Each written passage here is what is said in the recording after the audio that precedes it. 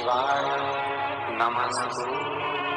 जोड़ने से अच्छा एक काम करो, बस 108 सरसों के फूल उठाओ, शंकर जी का उद्धतेश्वर महादेव का नाम लिखो और छोड़ दो। शिव जी के ऊपर एक एक कर चढ़ा दो, वो ठेका तुम्हें ही मिलेगा, वो काम तुम्हारे पास ही आएगा।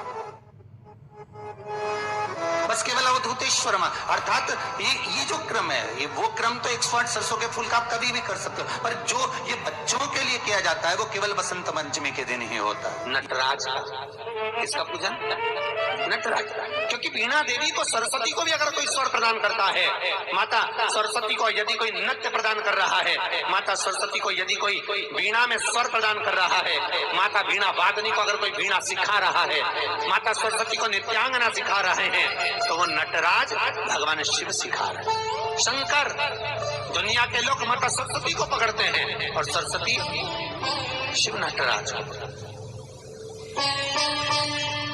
पहला नाट्य सिखाने वाला ही शंकर सरस्वती को, इसलिए कहते हैं विद्याध्ययन करने वाले बच्चों को शिव का स्मरण करना चाहिए। शंकर का स्मरण करो, जब जब पढ़ने बैठो मन नहीं लगे। कई बच्चों की आदत रहती, किताब लेकर बैठ जाते हैं, लाइन पर इंगली भी रखेंगे, सब ध्यान करेंगे, पर याद भी तो होना चाहिए। याद कैसे हो? तो महाराज जितनी बार विद्याध्ययन करने बैठे बच्चे, उतनी बार ओम सरस्वती का स्मरण करें। किसका स्मरण करना है? ओम सरस्वती। ओम का सल्लेखन लंबा लेवे, आखिरी में सरस्वती पर विराम कर दे। ओम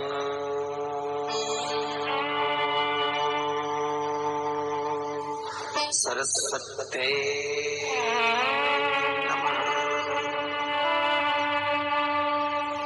ओम सरस्वती का स्मरण करिए।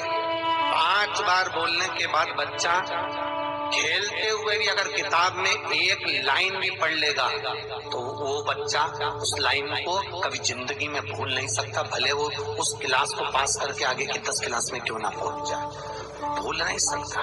सरस्वती जी का एक नाम शारदा है। क्या नाम है? जम के बोलिए जरा।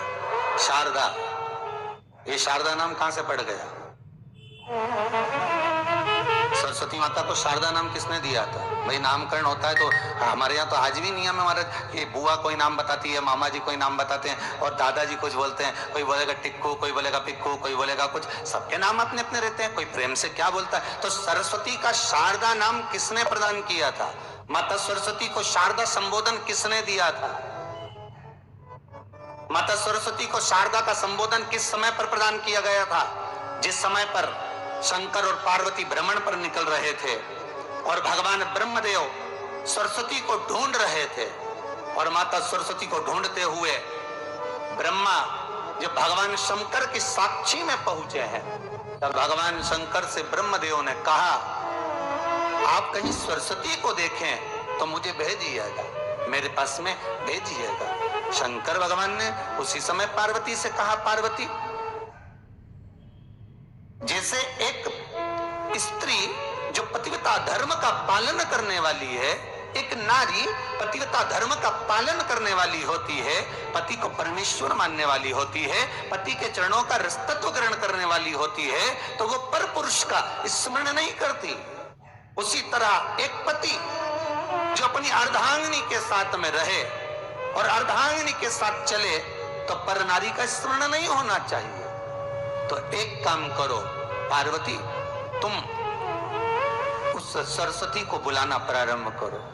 अब पार्वती जी ने कहा, सरस्वती तो मेरी बहन जैसी है, सरस्वती तो मेरी सखी जैसी है, अब मैं उसको अगर बुलाऊं, आवाज दूं, अच्छा नहीं लगेगा। तो माता पार्वती जब ढूंढते ढूंढते ढूंढते ढूंढते शंकर भगवान के साथ में भ्रमण करती करती पहुंची, तो क्या देखती हैं माता पार्वती कि एक सरोवर के पास में माता सरस्वती बैठकर सरोवर में अपना मुखाग्रविंद देख रही थी। श्वेत वस्त्र था मेरा माँ का और बड़ी सुंदर गले में माला पहन रखी थी माता सरस्वती ने, और एक सरोवर में माता सरस्वती अपने मुख को जब निहार रही हैं, उस दर्पण के भाव में अपने प्रतिबिंब को देख रही हैं, तब उस समय पर माता पार्वती ने कहा,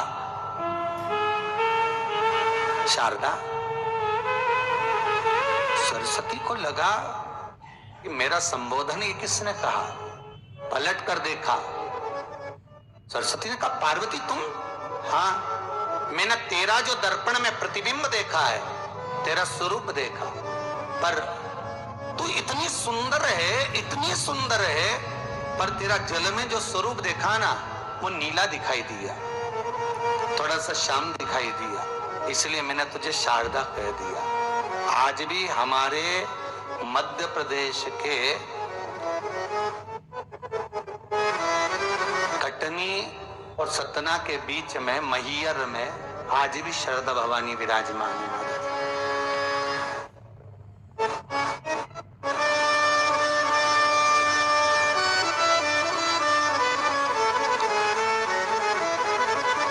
धार जिले में जाएंगे तो बाघ क्षेत्र में मां बागेश्वरी, मां शारदा आज भी विराजमान। कहा सरस्वती जी पूछी पार्वती तुमने मेरे को शारदा क्यों कहा? क्योंकि तेरा जो प्रतिबिंब था वो श्याम नजर आ रहा था मुझे।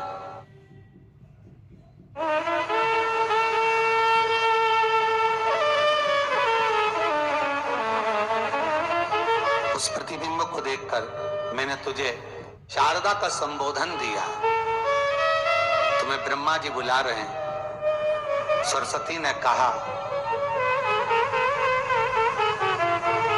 पार्वती मैया दीदी, आपने मुझे जो नाम दिया है, जगत के लोग, संसार के लोग मुझे इस नाम से जब पुकारेंगे तो ये शारदा, ये सरस्वती स्वयं उसके कंठ पर, उसके मस्तिष्क पर सदा विराजमान रहेगी, ये शारदा बनकर। इसलिए हमारे स्कूलों में, हमारे काव्य ग्रंथों में, हमारे जो कविगण रात्रि को जो काव्य पाठ करते हैं, कविता का स्मरण करते हैं, वो सरस्वती की वंदना नहीं करते, हे शारदे मां, शारदा की वंदना करते।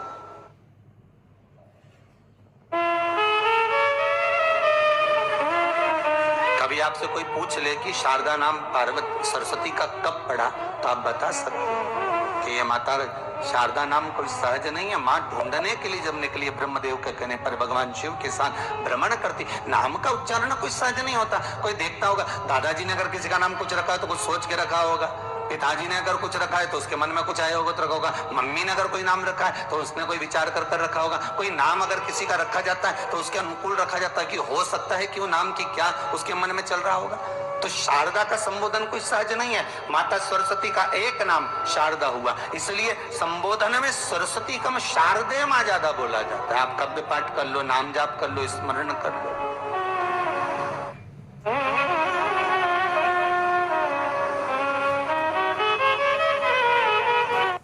हम बच्चों से कहना चाहेंगे, छोटे छोटे बच्चों से, आप माता सरस्वती की आराधना करा करो।